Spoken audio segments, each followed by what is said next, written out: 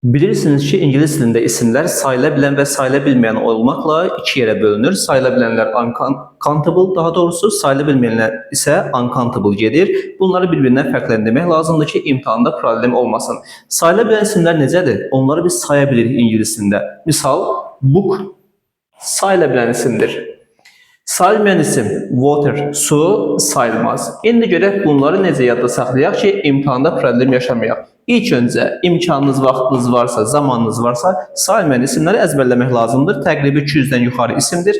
Onları əzbərləyin, bir köşəyə, bir küncə qoyun qalsın. Və testdə falan düşdüyümüz zaman, test bizə düşdüyü zaman sayılmayan isim, onu necə fərqləndirəcəyik? Rahat yolu var. Diqqətli olsanız problem yaşamazsınız.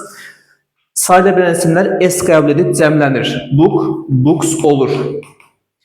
Amma sayıla bilən, daha doğrusu sayıla bilməyən isimlər S qəbul etməz. Sayıla bilən isimlər E artikli ilə istifadə olunur.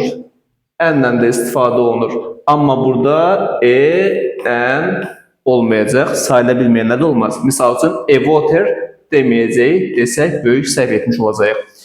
Miqdar sayıları işlənmə, one book deyirik. İngilis dilində bir kitab deməkdir. Two books olur, amma one water olmur. Ona görə də bu da yanlışdır. Sayıla bilən isimlərlə işarə əvəzliyi var. These, those olur.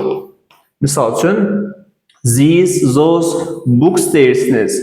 O kitablar, bu kitablar anlamında işarə əvəzliyi olan these və those istifadə olunur. Amma sayılmayan isimlər hər zaman təkdə olduğu üçün bu ikisi ilə istifadə olunmaz. This water və yaxud da those water demərik.